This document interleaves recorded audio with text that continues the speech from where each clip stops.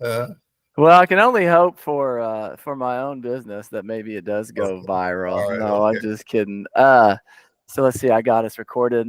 So Roger Ideker, thank you for joining me on what is going to be my very first Better Business podcast. Um, it's a real honor, Roger, to have you on. I got the honor and privilege to work for you from 2006 to 2013, and I got to learn so much while we're from you and others at Ideker. And I've been reflecting on my own career lately, and I've had a wild career. After I left you, I had some adventures in public education that were wild and crazy, but I've had a wild and crazy career. I've learned so much along the way. I've learned from great businesses like yours, and I've learned quite frankly, some terrible businesses out there. And I've had the opportunity to learn from other people's failures. But I wanted to have you on because you've been an inspiration to my career, and I wanted to have you on. Just tell me about what you've learned about business in your 40, 50 years at Ideker Incorporated. Can you tell me a little bit about yourself and your company? Well, thanks, Bo, for the compliment. Uh, I appreciate your thoughts on Ideker, mainly not me.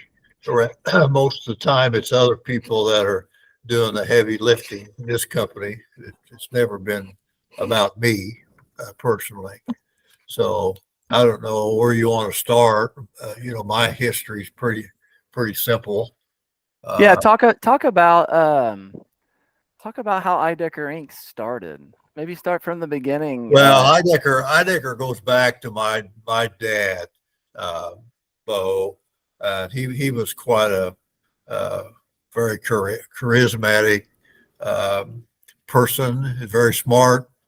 Uh, he had an eighth grade education and was born on a farm west of Craig, Missouri. And he wanted to get off the farm and away from that, and he did. Started out by his first big venture was actually he bought what's now Ideker Farms main property, 1,400 acres of at the time it was swamp ground and timber. And he wasn't the one that had a lot of wealth in his background. So he was fortunate enough to find a banker that supported him. So he bought this swamp ground and cleared it off with some old international bulldozers. And people say, well, why international? Well, he couldn't afford Caterpillar at the time. So he had to buy what he could afford, which he did, and cleared that 1,400 acres, which was quite a feat, really. Wow. And as a result of that, he had these bulldozers, and so he started a construction company after that in 1953, 54, and started working as a subcontractor for some large contractors, mainly in Kansas City. And so that's where Ideker Inc. or Ideker Construction really started. First major project we had, you'll be familiar with it, was on Interstate 29 from south of St. Joe up to about Frederick Avenue. We built that, or he bid on that job and built that section of highway in 1958, 1959. And from there, he grew the company along. I came along in of course, to preface what I'm getting into, I've grown up with the company, okay? Where do I get my experience? Well, I got my experience around the kitchen table. I grew up with it. Yeah. And so I was familiar with the construction. I worked either on the farm or on the construction every summer. In fact, at one time, I think I was in high school. I didn't think I wanted to go into construction because it was way too much work. uh, I was laboring, and I just didn't feel like construction at that time to me was something like, good God, I can surely figure a better way to make a living than out here shoveling dirt, running a bulldozer, which I did when I was like 15 years old. Uh, I wasn't very good with it, but anyway, uh, so I had hesitations about going into family business. Uh, so after some time when I was in college, my dad had the wisdom to get me off of a shovel and start me on some junior management positions out on a project. And a light came on that maybe uh, I didn't have to spend my career out on a shovel or on a bulldozer, that I could manage a company or be part of a management of a company. And so that's where I started. I was lucky at the time for me. Ideker employed an engineer who helped me get started. He was employed by Ideker, had a civil engineering degree. He was patient with me to show me how to bid work and how to analyze work, and I owe a lot to him. His name was Mr. Wheaton Elkins. Uh, so anyway, he's of course he's gone by now. But anyway, that's kind of my story, how I got started on it. Of course, I just kind of grew into it, managing projects or helping manage projects, and then I started estimating work, and just kind of grew it up from there, Bo. So your dad retired in what year? Oh, Well, God. I did. I don't think he ever retired. He just slowed down, didn't do much work. Uh, that's all he ever knew was work. The man worked day and night, day and night. Uh, oh, I don't know. He retired probably in the early 70s, maybe late 60s. Yeah, but he was always around. You know, Sure. he's like me. He didn't know anything else. So, And so when he like you say, he never retired, but he would have taken back and taken a more high level review, maybe kind of oh, where well, you're at. Yeah. absolutely. I mean, he Yeah. wasn't involved in the, like I've joked with people. My dad, you know, at the time, uh, computer technology was just starting, and we started to analyze projects and keep cost accounting on them. And I was proud of that because I could look at cost accounting and determine uh, quickly what we were doing out there. And a member of my dad was always said, I was proud of the fact that we were keeping our cost records, and he never looked at them. And he always looked down at the bottom of the page of the net profit. That was he was like, I don't care how you get there, but are you making a profit? So it's kind of a different era, you know. Yeah. So when he retired or stepped away, then the management was then with you and your brother Ron. Is That's that right. correct? Ron came in a little later than me. We had a car agency, Ford Mercury Car Agency in little town of Mound City, and Ron managed that company. And I think in 1974 we sold that. And at that time, Ron came into Ideker Inc., Ideker Construction. I was already here Okay. and bidding work and actively in the management, and Ron came in. So Okay. And so by the time, let's see. So if we fast forward just a little bit to 2006, I show up to work for Ideker, and at that time, Ron had recently retired from Ideker Inc., and you were president, and Ron was managing the farm.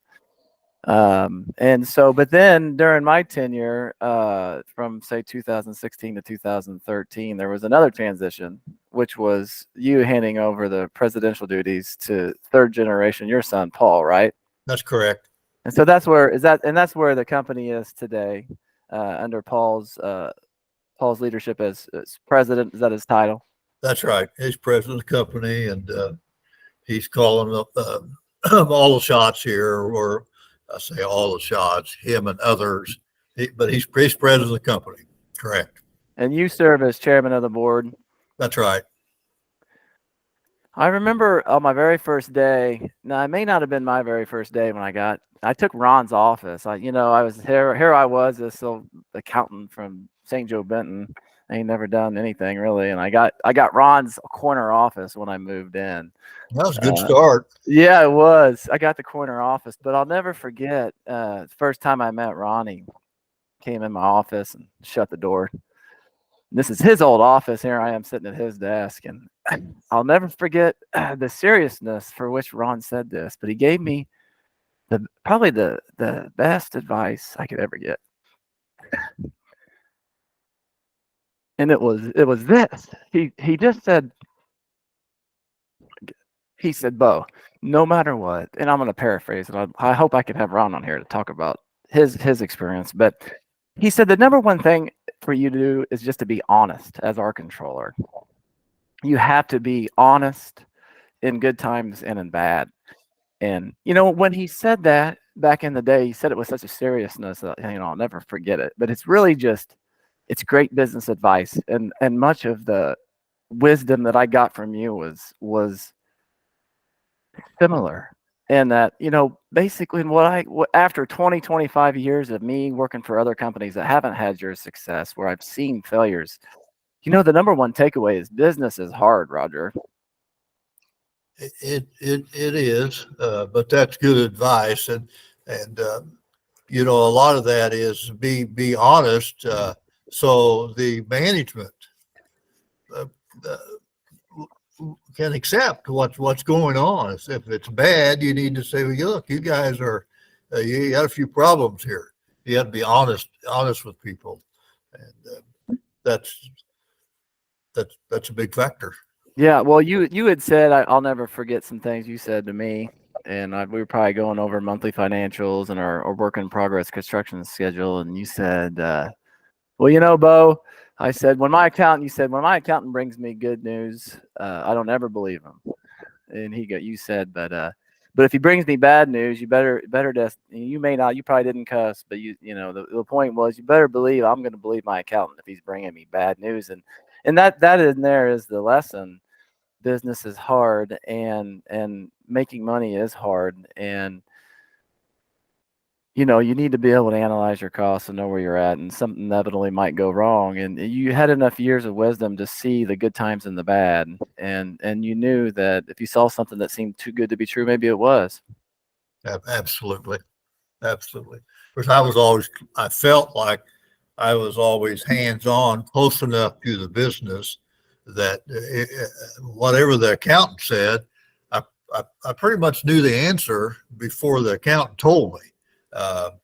If the job was a loser, I pretty well knew it was a loser. Now, maybe the extent of it, I didn't have 100% grasp on that, but I was aware that the job was not a good job, and we'd had some problems.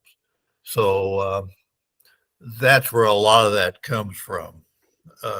And I was always concerned with jobs that were losing money or maybe not doing as well as we anticipated. I was concerned more with those than jobs that were really doing well, because they didn't need much help.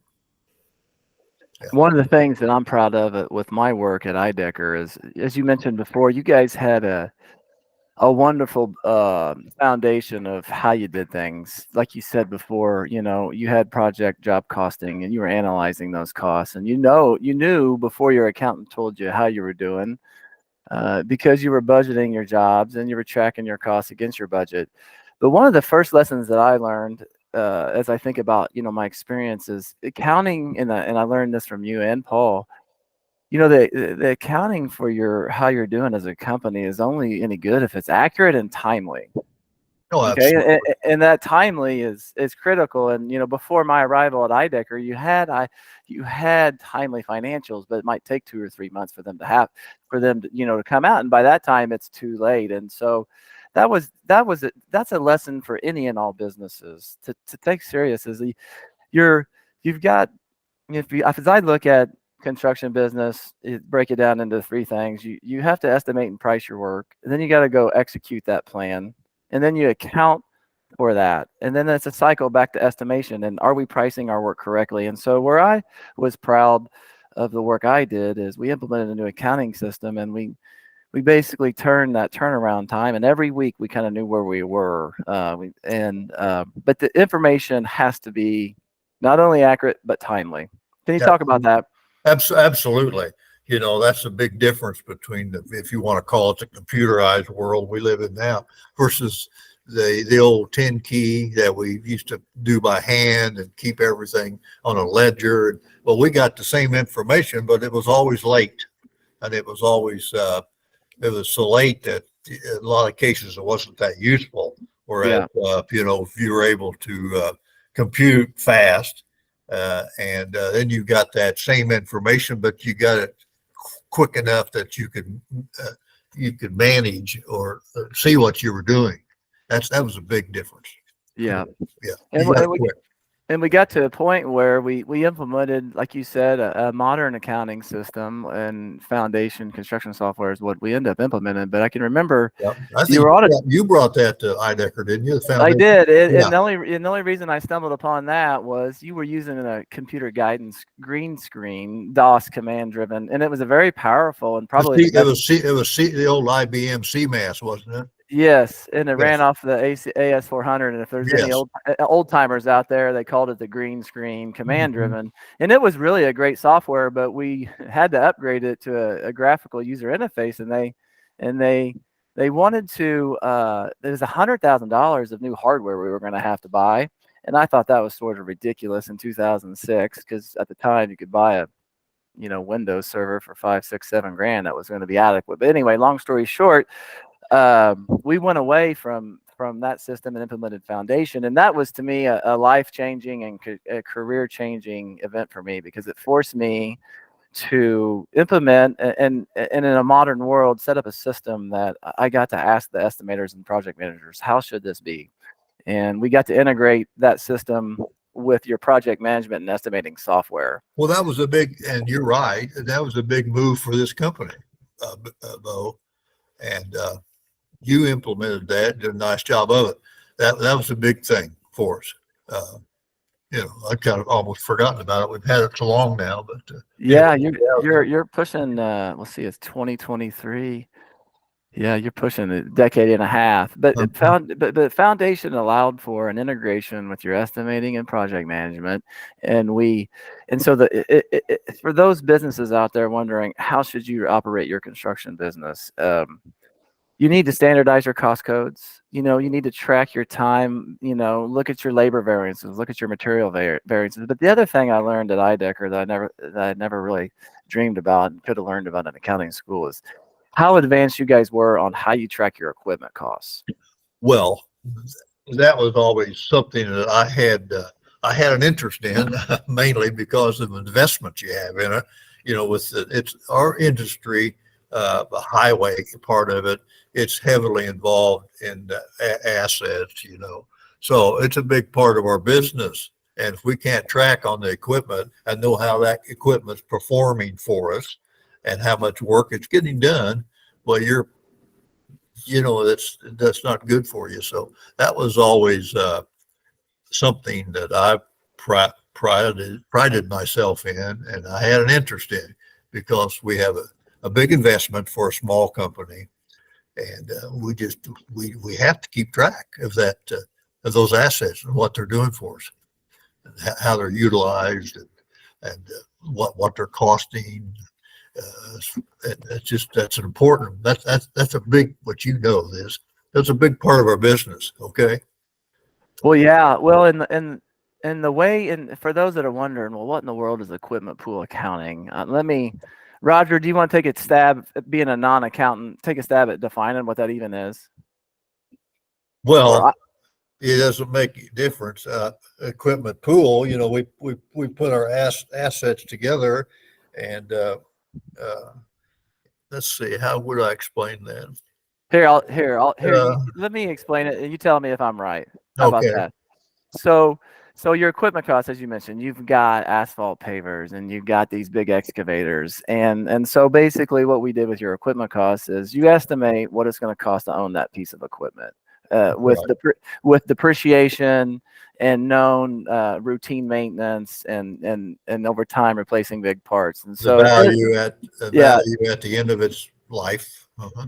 and how much you might be able to utilize that. And so what you ultimately do is you estimate what it's going to cost you to own that piece of equipment over its lifetime. And then so what you do then at the time of estimation is so you might have a big asphalt paver, huge piece of equipment, and it's $300 an hour. And so what you do then is you allocate those equipment costs to your job so they're there.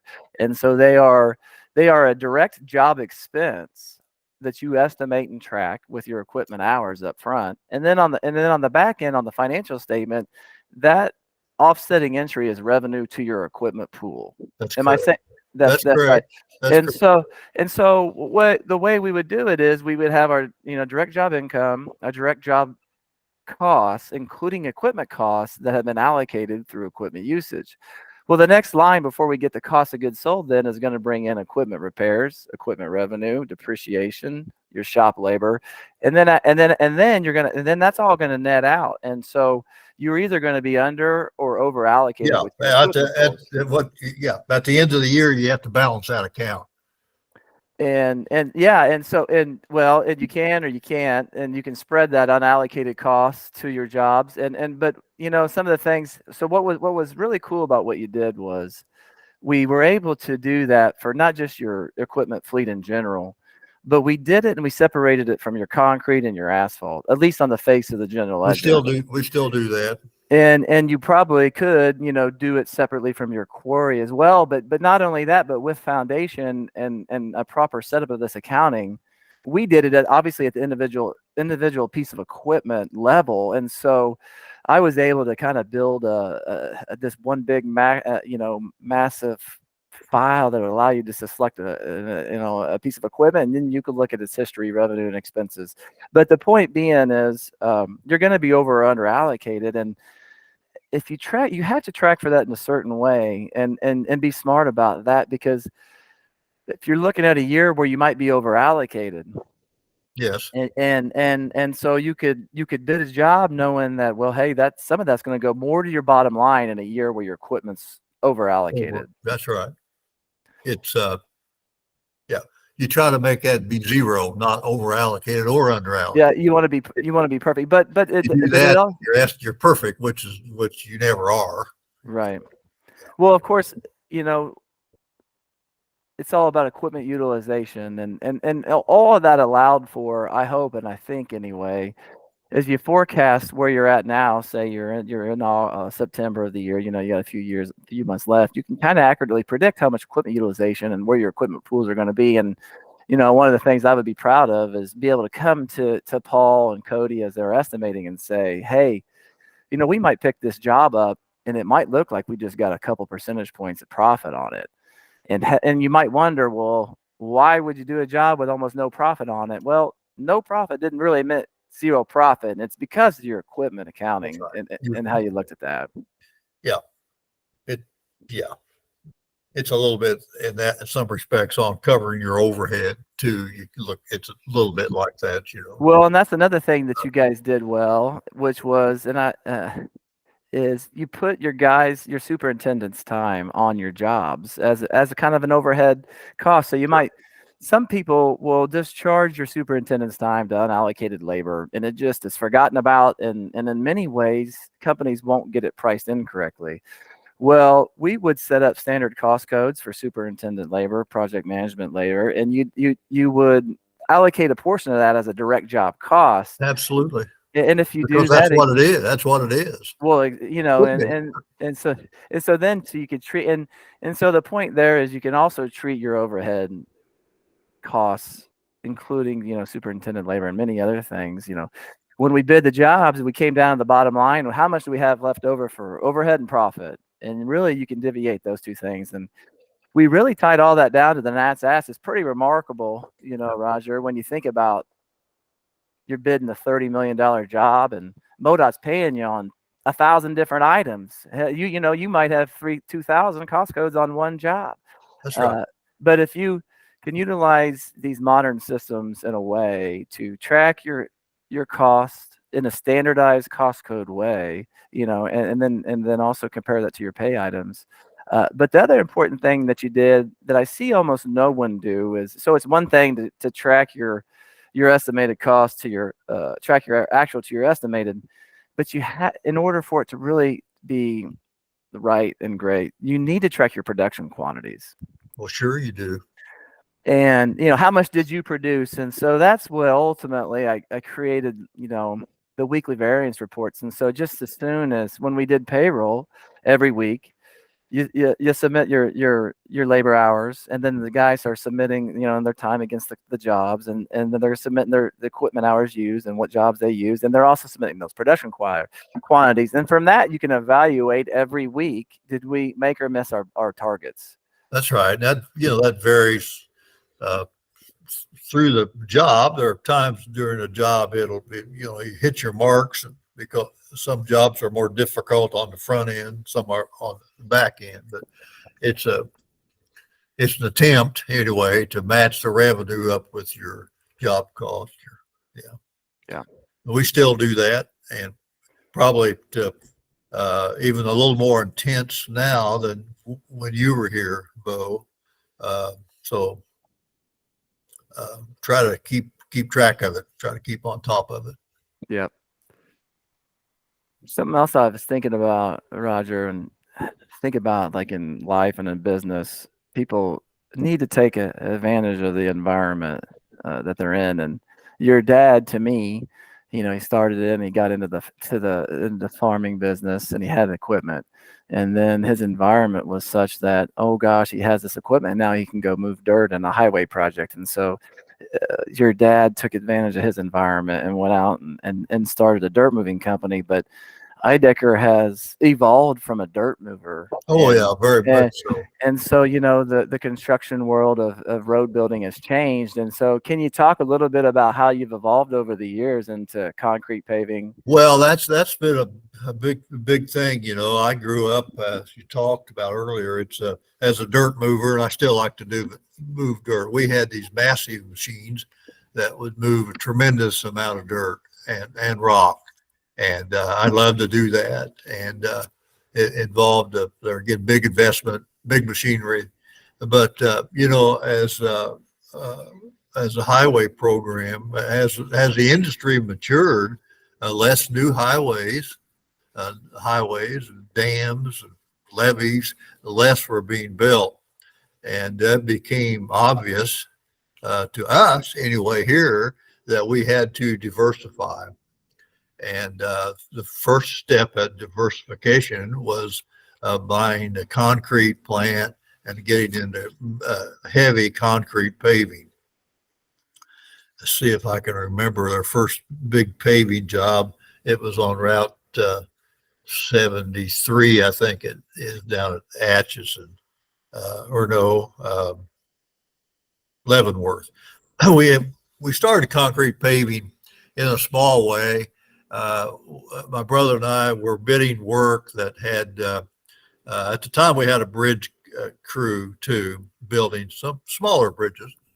And we'd bid a job that had dirt quantity, and it had a bridge or two, and then it'd have some paving.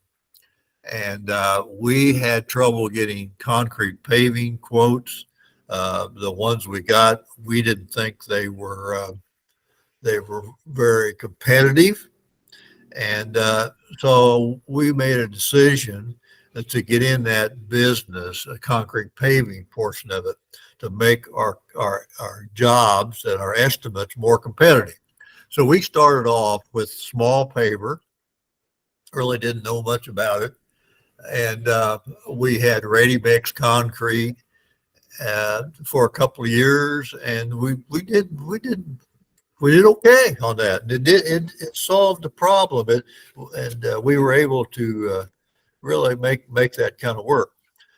So that progressed into, well, we're bidding these bigger jobs, interstate projects, bigger projects also have concrete pavement on them. Uh, let's consider stepping up to that. Well, to do that, you have to buy, a large central mix paving plant, larger pavers, a lot of equipment, and different personnel.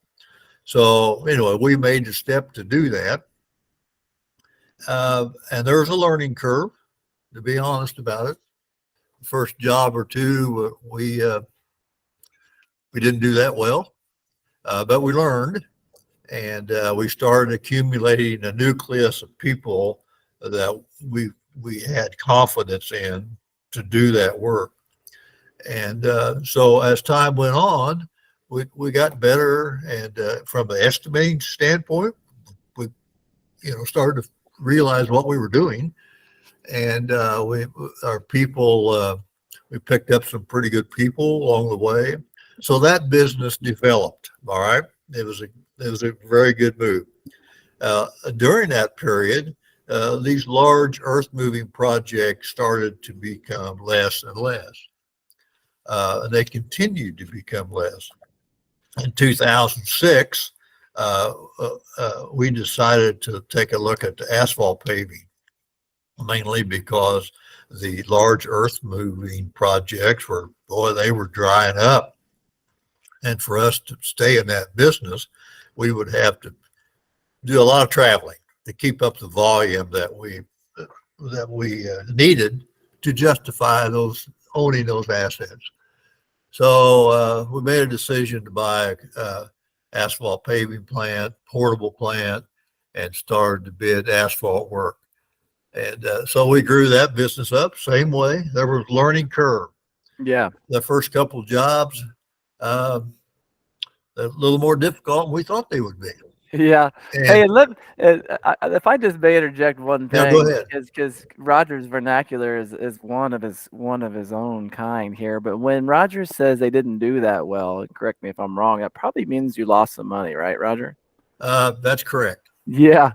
And so I just before Roger carries on, I just want to interject, like, you don't survive these type of things without maintaining the profits within your company and building equity within your company. And we haven't really talked about that, Roger, for why you've been successful, but it can't go without mention that you have to be able to survive tough times. And when you try new things, understand that you're probably going to fail. And so you can't be highly leveraged, or should I said another way, with a lot of debt and absorb. Yeah. Well, I think a lot of people make the mistake that to me, and this might be a little old school, but if the job is successful, they start drawing the capital, the money out of it almost before the job's done.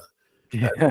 To really be successful, if you have to keep money in the business, a small business, now a large business, a little different deal probably, but small business, you have to keep that.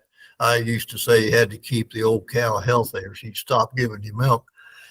So you have to keep money in the company, keep reinvesting it to be successful. And that doesn't mean, and certainly in my case, I didn't live in poverty just to keep this business going. Right.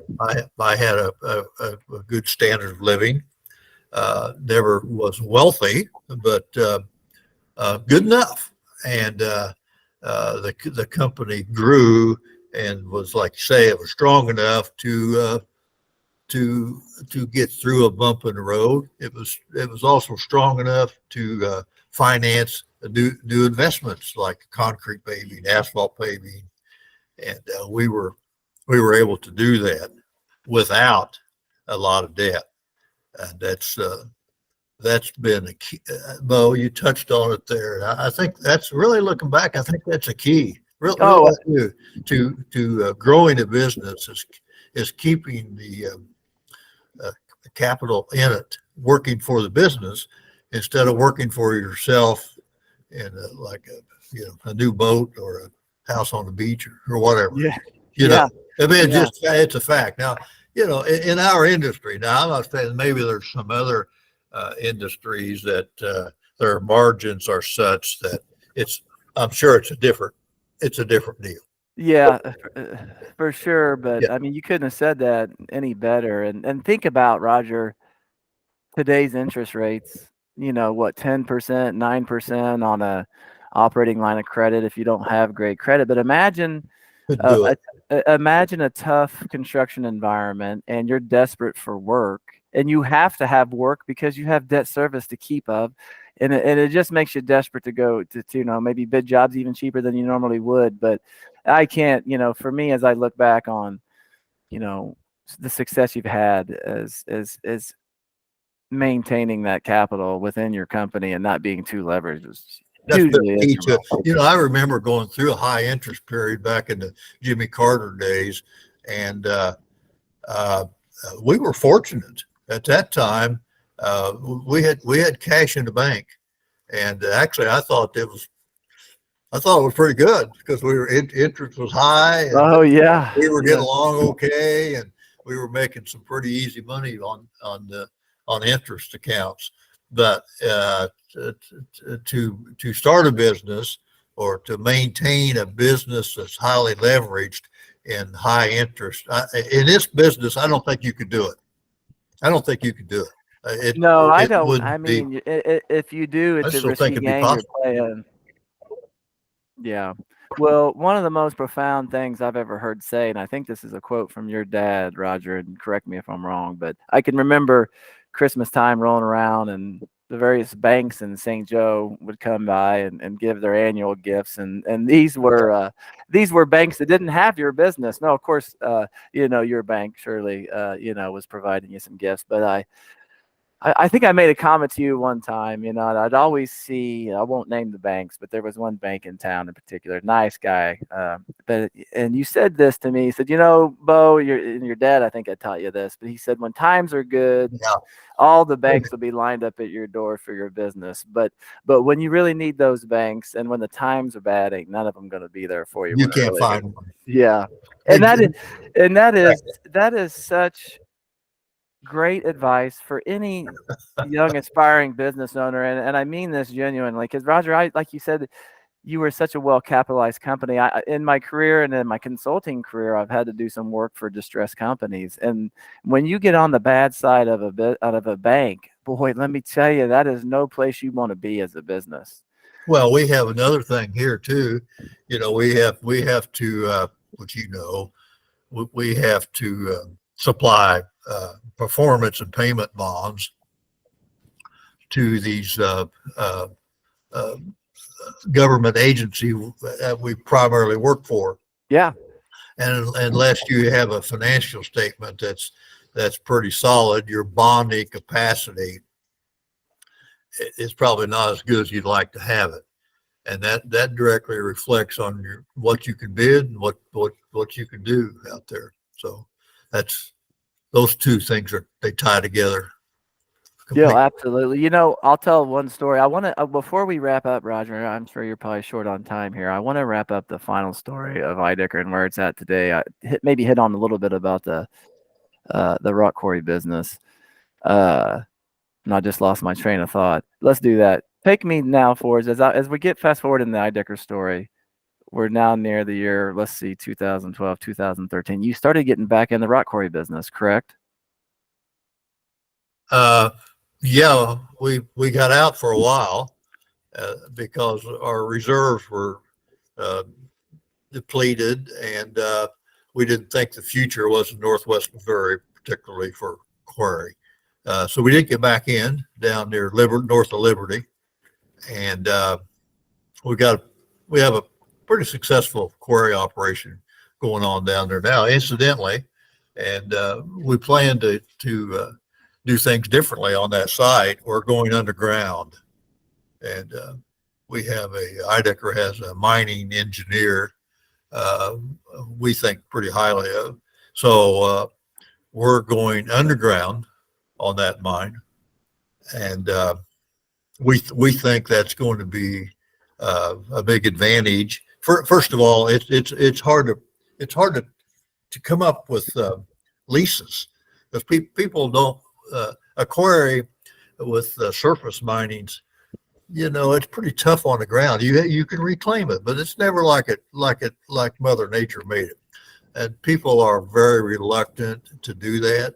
Furthermore, it becomes very difficult to permit those projects. Very difficult.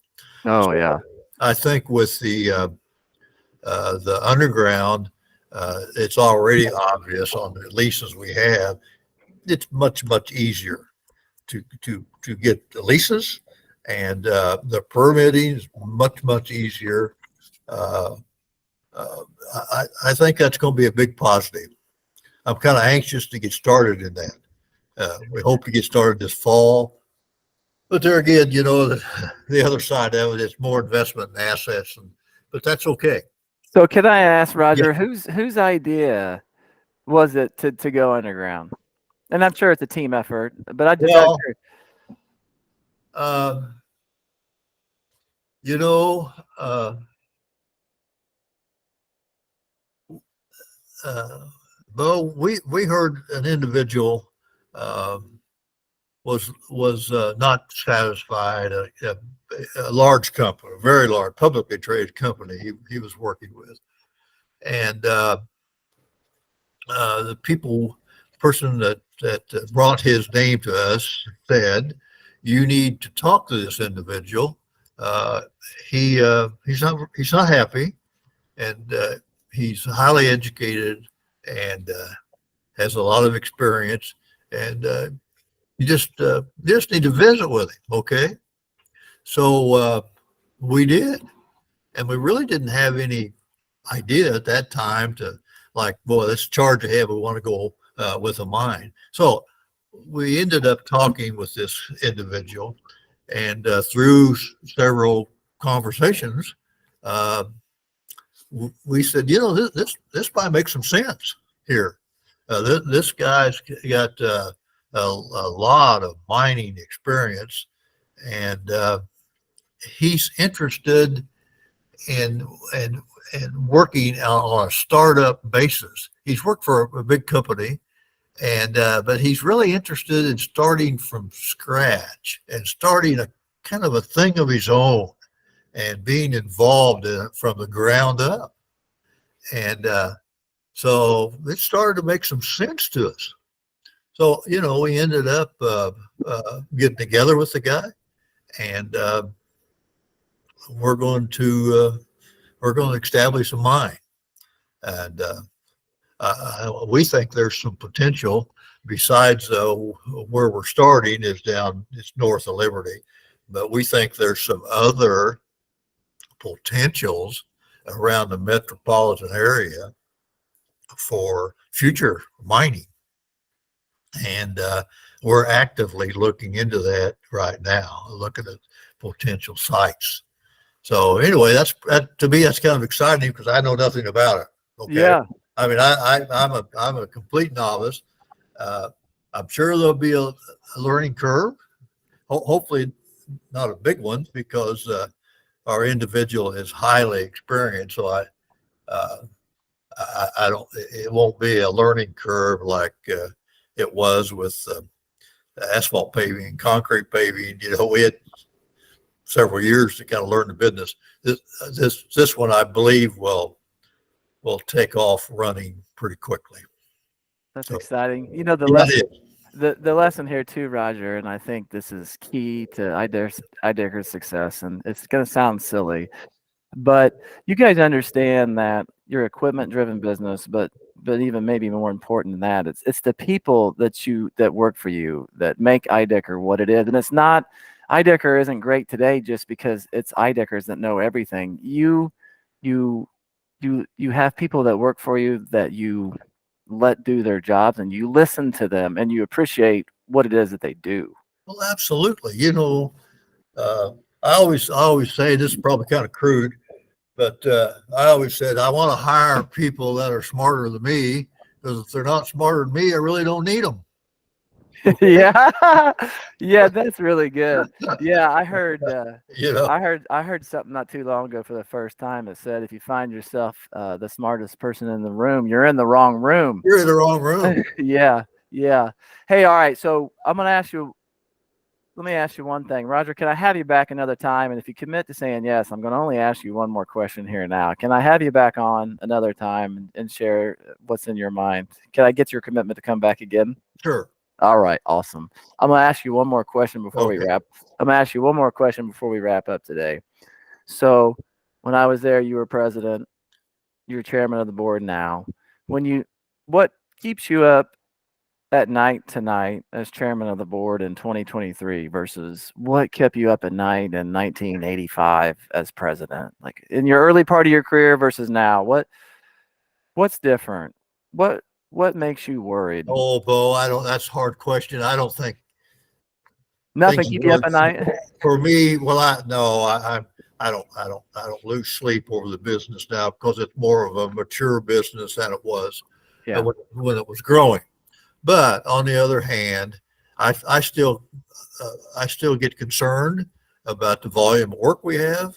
Uh, we're dependent on the federal government in most cases to fund the projects we have. Mhm. And as the company grows, our appetite gets bigger and bigger. And that still concerns me. Uh, I don't really lose sleep over it. It's not to that extent, but it's always a concern. Uh, uh, People are concerned because our society, I feel, has changed. Work ethics have changed, uh, and that's a concern. But on the other hand, the way I look at that too is we have to change with it. Uh, if the work ethics change and people feel differently about how hard they work and where they work, then as a company we have to accept that and learn to run our business with that game plan. We can't be working in a modern world and thinking back like it was 30, 40 years ago. That won't work. You have to we have to adapt, in other words. Okay? Yeah, That's absolutely. a challenge. That's a challenge. I get it. But you have to do it to be successful. So, you know, that's my take. What I worry about, you know, nothing has changed all that much. Besides, when I was back 30, 40 years ago, I was into the details of the projects. And so there were, things on individual jobs that I had concerns about. Yeah. I don't have those now because I'm not in the detail of those projects really at all. So, You're as us consultants like to say, you're at that 30,000-foot view. yeah, pretty much. Yeah. Well, you've always been that wise owl for me, Roger. I appreciate your time. I look forward to chatting with you again. Is there anything else you would say to an up and coming young man or woman that's looking to start a construction company? Oh, no, not specifically. Just as a general rule, I still mention it to guys here that you have to have a sense of urgency. Whether you're working out there on a project or whether you're here in the office, managing work, bidding work, whatever you're doing, you have to have a sense of urgency, and that urgency has to propel you to work hard and to just to go after it. You can't. You just have to have a fire in your belly, a sense of urgency, Yeah. be successful. And that's not true. That's just not construction work. I don't. Yeah. That's Yeah. that's any kind of work.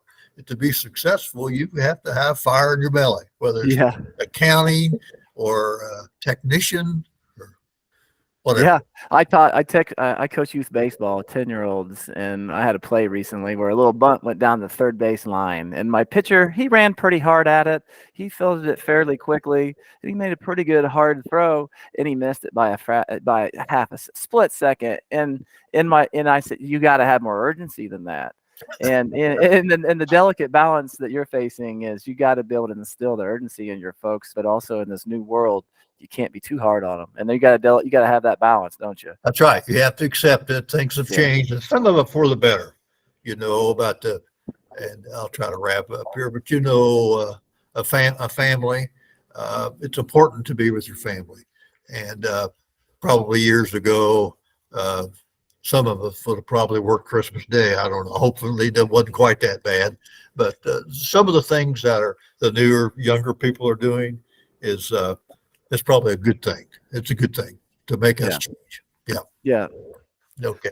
All right. Roger, thank you for coming on. Maybe convince your brother Ron and maybe Paul if they could help share some of their perspectives. It would be just fantastic for me. And who knows when this actually hits online, but one of these days I'm going to put this out for the world to see. And thank you what you've done for me in my career, Roger. Thank you for making this my first one. I couldn't ask for a better person. Take care, Roger. I appreciate that. Okay. All right, see you, buddy. All right, Thanks take care. a lot. All right. Bye-bye.